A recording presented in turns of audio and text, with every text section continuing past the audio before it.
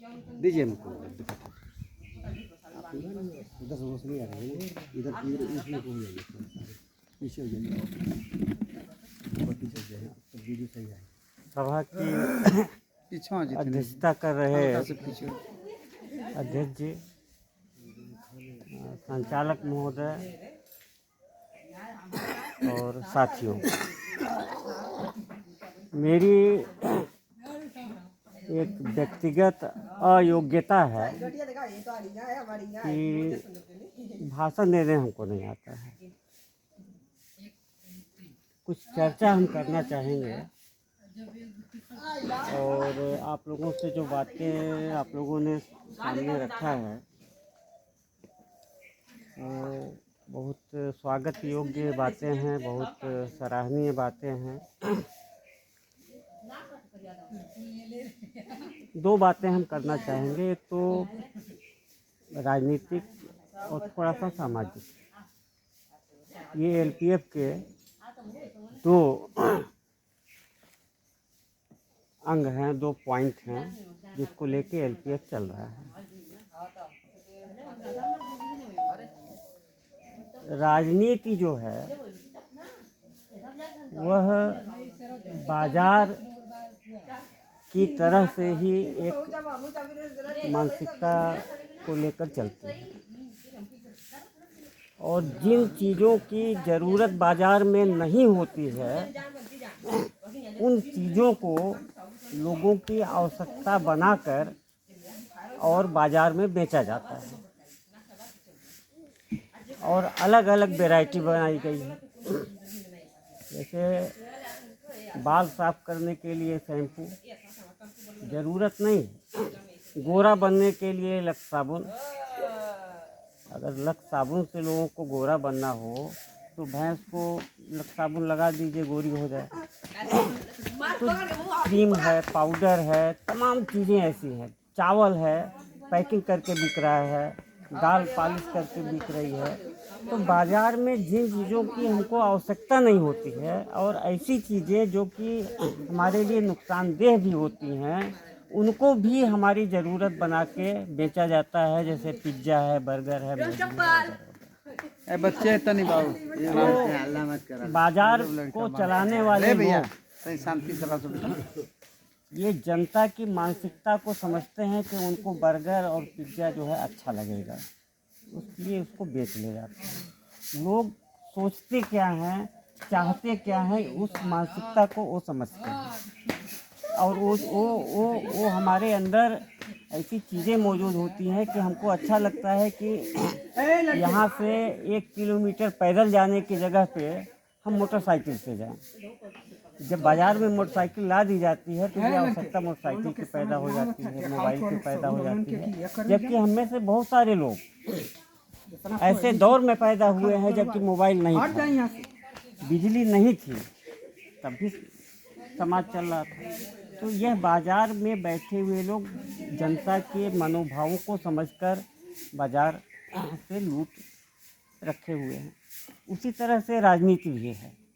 राजनीति में कोई कहीं पर भी बैठा हो, चाहे बीजेपी हो, चाहे समाजवादी पार्टी हो, चाहे कम्युनिस्ट पार्टी हो, चाहे कोई भी, जनता की नब्ज़ क्या है, मानसिकता क्या है, इसको राजनीति में बैठे हुए लोग समझते हैं। जैसे बीजेपी को ये पता है कि यह देश जो है धर्म के प्रति आस्था रखने वाला देश है, धर्म आदमी का प्राण है, इस बात को वो जानते हैं और बहुत बड़ी संख्या है। तो धर्म के नाम पे लोगों का मानसिक शोषण वो कर ले जाते हैं। समाजवादी पार्टी को ये मालूम है कि इस प्रदेश में और देश में तमाम जगहों पे यादवों की बहुलता है, खासतौर से गाजीपुर में है। तो यादव बड़ी संख्या में हैं। तो हम यादवों की बात करेंगे तो वह जाति के नाम पर वह यादव जो है हमारे पास आ जाएगा, उनका एक संगठन राजनीतिक तैयार हो जाएगा, उनका वोट मिलेगा। इसी तरह से शेड्यूल कास्ट है, उसकी मानसिकता को समझ के मायावती पैदा हुई, कांसीराम पैदा हुए, ये चंद्रशेखर इस समय है, चंद्रशेखर आज़ाद, वो राजनीति कर रहे हैं। लेकिन एलपीएफ जो हम लोग का संगठन है वो क्या मानता है, ये हम बताना चाहते हैं। देखिए, बहुत सारी चीज़ें जो होती हैं सच नहीं होती हैं, भ्रम होती हैं, लेकिन उसको हम सच की तरह से समझते हैं। जैसे जाति जो है वह होती ही नहीं है, जाति का कोई अस्तित्व ही नहीं है। जाति को किसी ने स्वीकार नहीं किया है। हम किसी जाति में पैदा हो गए हैं, ये हमारा गुनाह है। हमने जो है चमार जाति चुना नहीं है, हमने जो है ब्राह्मण जाति चुना नहीं है, बल्कि बाय बर्थ हम जहाँ पे पैदा हो गए वो जाति हो गई। जाति का वास्तविक कोई अस्तित्व नहीं है। और हम बहुत ईमानदारी से बताना चाहते हैं कि इसमें इतने लोग बैठे हुए हैं, एक दो लोगों को छोड़ के, दो तीन लोगों को छोड़ के जिनको हम पहले से जानते हैं, हम नहीं बता पाएंगे कि ये बिंद जाति के हैं, कि चमार के हैं, कि यादव के हैं, या ये कौन से जाति के हैं, ये कौन से जाति के हैं, ये कौन से जाति के हैं, हमको बिल्कुल नहीं मालूम है। तो जाति जो है वह वास्तविक चीज़ नहीं है, और यह एक भ्रम है। इस भ्रम से हम लोगों को मुक्त होना चाहिए, क्योंकि राजनीति में जो जिनकी सरकारें जातियों की बनी हुई हैं, यादव जाति की भी सरकार भारतीय राजनीति में, उनसे यादवों का भला नहीं हुआ। अनुसूचित जाति की भी सरकार उत्तर प्रदेश में बनी, अनुसूचित जातियों का जो है कोई भला उससे नहीं हुआ। ब्राह्मणों के वर्चस्व वाली पार्टी भी बनी, सरकार बनी और आज भी बनी हुई है, तो यह जो है ब्राह्मणों का भला नहीं हुआ, क्षत्रियों का भला नहीं हुआ। तो सवाल जब अपनी जाति के कुछ लोगों का भला कर देना, पूरी जाति का भला करना नहीं होता है। तो यह जातिवादी संगठनों के साथ हमारी जो आकर्षण है, यह बिल्कुल ख़त्म होना चाहिए, ये हम चाहते हैं। हम हॉस्पिटल में होते हैं तो हमको नहीं पता होता है कि ये ब्लड हमको जो है किस जाति के लोग का अंदर गया। तो इसी तरह से अभी परसों जो है एक सीनियर वकील साहब हैं, उनसे हमारी बात हो रही थी। वो धर्म की बात करने लगे कि मुसलमानों पे बहुत ज़्यादा अत्याचार हो रहा है, मंदिर गिराए जा रहे हैं, मुसलमान जो है कत्ल कर देते हैं हिंदुस्तान में, उनकी संख्या बढ़ रही है, वो जुल्म करते हैं।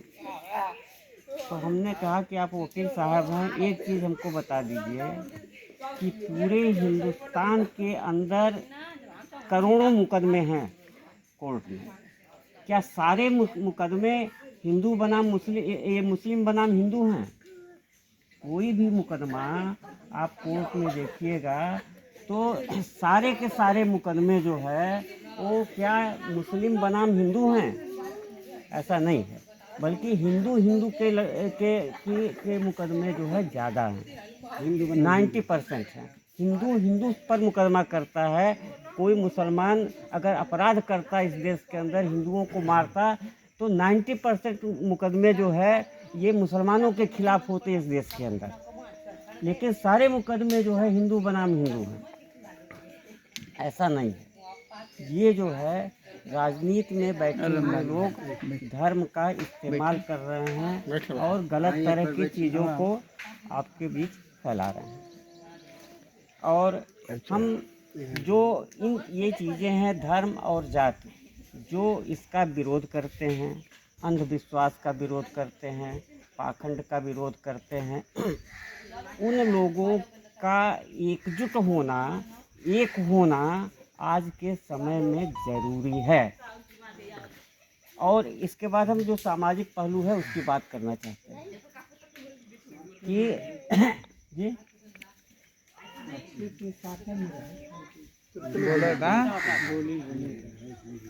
ये हम जिन चीज़ों पे फोकस कर रहे हैं, आपकी ज़रूरत जो है एलपीएफ को कम है, और एलपीएफ की ज़रूरत आपको ज़्यादा है।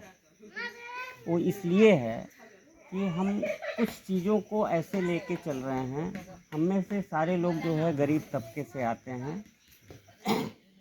ये जिंदा रहते हुए आप अब देखिए, हर आदमी जो है आज के समय में सामंतवाद, पूंजीवाद, वर्णवाद, ब्राह्मणवाद और फिलिस्तीन और इजराइल से पीड़ित नहीं है। इन समस्याओं से किसी का बहुत ज़्यादा रुचि नहीं है लोगों की, आम आदमी की। आम आदमी सामंतवाद और पूंजीवाद की लड़ाई में नहीं पड़ता है। किसानों की समस्या क्या है, इससे किसी से कोई मतलब नहीं है। छात्रों का क्या है, नौजवानों का क्या है। हर आदमी जो है अपनी व्यक्तिगत समस्याओं से जूझ रहा है, अपने परिवार की आवश्यकताओं को पूरा करने के लिए जूझ रहा है, संघर्ष कर रहा है। यह सच्चाई है, वो समस्याओं में जी रहा है हर एक आदमी। तो एलपीएफ ये काम करना चाहता है कि आपकी समस्याओं से हम जुड़ना चाहते हैं। आपकी समस्याओं में हम क्या मदद कर सकते हैं, ये हमारा फार्मूला है। इसलिए आपको एलपीएफ की ज़रूरत है। कल को जैसे कि हमारे यहाँ वकीलों की यूनियन में है, ये फार्मूला चलता है, वो यहाँ एलपीएफ में भी है कि आप जीते जी अगर कुछ नहीं कर पाए तो ठीक है, मरने के बाद भी आप परिवार पर बोझ मत रहिए।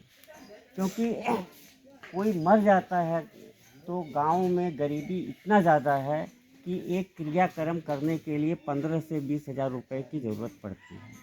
कम से कम 15,000 रुपये, 12-15 हज़ार तो पड़ता ही पड़ता है। यह पैसा जो है आदमी के पास नहीं होता है। इधर से उधर से क्या करके क्या नहीं करके आदमी पैसा इकट्ठा करता है और क्रियाक्रम किया जाता है। तो एलपीएफ ये चाहता है कि अगर ज़िंदा रहते आप परिवार के लिए जो किए, लेकिन मरने के बाद कम से कम आप परिवार पर बोझ मत रहिए। आपके अंतिम संस्कार के लिए जो भी पैसा होगा वो पैसा जो है एलपीएफ आपके परिवार तक पहुंचाएगा। नंबर 1 चीज़ ये है। नंबर 2 चीज़ ये है कि बहुत सारे लोगों की लड़कियां हैं, उनकी शादी करनी होती है, उसमें बहुत ज़्यादा पैसा लगता है। तो वहाँ पर भी जो है एलपीएफ जो है आपकी लड़की की शादी के लिए मदद करेगा। 2 लाख, 5 लाख, 20 लाख, 25 लाख जो भी रहेगा, इसका मदद करने का हम ये आश्वासन देते हैं। तीसरी चीज़ ये है कि आपका एक्सीडेंट हो जाता है या कोई गंभीर ऑपरेशन है तो ऐसी स्थिति में हम आपके साथ खड़े रहेंगे।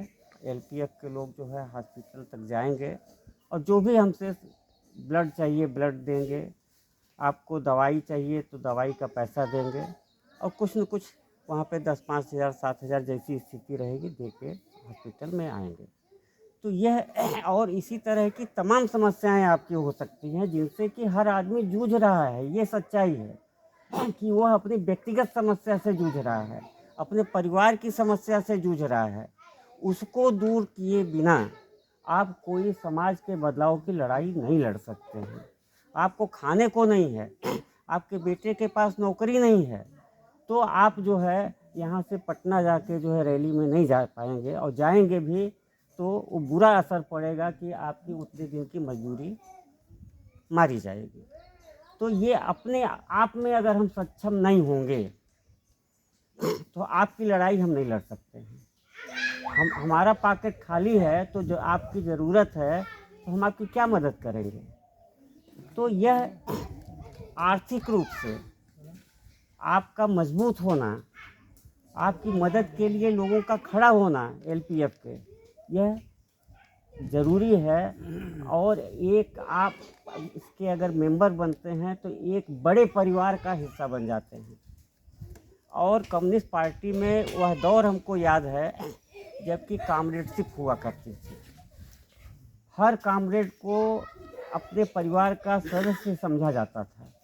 वो दौर ख़त्म हो चुका है, उस दौर को फिर से लाने की ज़रूरत है। और सबसे बड़ी समस्या जो ये है, हम लोगों की बहुत बड़ी समस्या ये है कि हम लोग का दिमाग जो है बहुत बड़ा है और दिल जो है बहुत सिकुड़ता चला गया है। दिल बहुत छोटा है हम लोगों का और दिमाग बहुत बड़ा है। मार्क्स ने ये कहा है, जो कम्युनिस्ट पार्टी के विचारधारा है, मार्क्स ने कहा है कि इस दुनिया के बारे में कितना आप ज्ञान रखते हैं इसका कोई महत्व तो नहीं है। अंग्रेजी में उन्होंने कहा कि it is not important how to describe the world, it necessary thing is how to change it. Marx ने ये कहा कि इस दुनिया के बारे में कितना आप जानते हैं हर आदमी बताएगा, हर आदमी अपने भाषण में बताएगा कि महंगाई बढ़ रही है, भ्रष्टाचार बढ़ रहा है, तो मोदी ये कर रहे हैं, वो कर रहे हैं, वो ये सारे भाषण तो सारे नेता दे लेंगे, सब लोग दे लेंगे, आप भी दे लेंगे, सब लोग बता देंगे क्या क्या क्या बुराइयां जो है इस सरकार के अंदर हैं। लेकिन यह महत्वपूर्ण नहीं है, इसका कोई मतलब नहीं है, इसका मतलब जीरो है कि हम इस दुनिया के, इस समाज के, इस सरकार के बारे में कितना ज्ञान रखते हैं, कितने गलत काम सरकार कर रही है, इसके बारे में ज्ञान जो है हमारा बहुत बड़ा ज्ञान है, बहुत बड़ा दिमाग हमारा है, और हर चीज़ के बारे में दिमाग बड़ा है। लेकिन दिल जो है हम लोग का बहुत ही छोटा और संकुचित है। अगर हमारे भाई को आज 10 रुपए की ज़रूरत हो तो हम नहीं देंगे, पॉकेट में रहते हुए भी नहीं देंगे क्योंकि हम खुद आर्थिक रूप से कमज़ोर हैं। तो यह मदद करने की जो भावना है, अगर हम आपकी मदद करेंगे तो यह स्वाभाविक सी बात है कि आप भी हमारी मदद करेंगे। ये फार्मूला एलपीएफ का है। हम आपके साथ अगर खड़े होंगे तो आप भी हमारे साथ खड़े होंगे, नहीं तो आप पूंजीवाद को गाली देते रहिए, मोदी को गाली देते रहिए, आपकी हमारी एकता नहीं बन पाएगी। जब तक कोई फ़ायदा आपका नहीं होगा और हमारा फ़ायदा नहीं होगा, तब तक हम लोग एक साथ बैठ नहीं सकते, एक साथ एकता नहीं बना सकते। कुछ न कुछ मिलना चाहिए आपको हमसे, और आपसे हमको भी मिलना चाहिए। हम आपकी मदद कर रहे हैं तो एलपीएफ ये चाहता है कि उस मदद करने की शर्त है। शर्त ये है कि आप इसके मेंबर बनिए। मेंबर बनने के लिए कुछ नियम बनाए गए हैं। वो नियम ये है कि कम से कम 1 रुपये जो है आपको हर महीने में, कम से कम, जैसे ये मंदिर है तो मंदिर में कोई भगवान ने कानून नहीं बनाया है, न कहीं धर्म में है कि आप वहाँ पर 1 रुपया चढ़ाएंगे कि 2 रुपया चढ़ाएंगे कि 10 रुपया चढ़ाएंगे। आज मंदिर में आप आए तो 10 रुपया आपने दे दिया, अगले महीने में आएंगे तो आप 100 रुपया भी दे सकते हैं, उस समय आमदनी ज़्यादा हो। तो उस मंदिर की तरह से हम लोग हर महीने पहले हफ्ते के अंदर कम से कम 1 रुपया तो आपको देना ही देना है हर महीने में।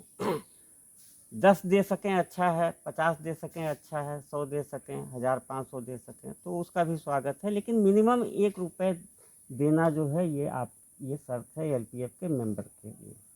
दूसरी चीज़ की, जिन लोगों के पास बड़ी वाली मोबाइल है उससे लाल सलाम बोलना है, नहीं बोल सकते हैं तो हम लोगों के नंबर लीजिए, आप एक बार जो है हम लोग को लाल सलाम बोल दीजिए। ये और जब कोई स्पेशल अपील की जाए कि नहीं कोई आदमी मर रहा है हॉस्पिटल के अंदर, तो एक स्पेशल अपील की जाएगी, उस समय 1 रुपया नहीं देना है। उस समय नियम ये है कि आप जितना अधिक से अधिक कर सकें उतना सहयोग करिए, ताकि दूसरे की जान बच सके। कल हमारे ऊपर भी संकट आए तो सब लोग मिलकर ये प्रक्रिया करें। तो इस व्यक्तिगत आवश्यकताओं को, व्यक्तिगत संकट को, पारिवारिक संकट को दूर किए बिना आप न गांव की सड़कें बनवा सकते हैं, न अपना कैंडिडेट जितवा सकते हैं, न एकता बना सकते हैं, न कुछ कर सकते हैं। आप ज्ञान चाहे जितना भी रखिए। तो मार्क्स ने ये कहा कि हाउ टू चेंज इट, इस समाज को बदलेंगे कैसे। इस दुनिया को, इतनी खराब दुनिया है, इतनी खराब दुनिया है, इसको राम राज कैसे बनाएंगे। इसको राम राज तो मोदी जी बना रहे हैं, तो वो राम राज भी आप देख रहे हैं किस तरह का है। इसको स्वर्ग कैसे बनाएंगे इस दुनिया को, इतनी खराब दुनिया को, हाउ टू चेंज इट, ये मार्क्स ने कहा। बदलेंगे कैसे, ये ज्ञान बताइए हमको, ये रास्ता बताइए।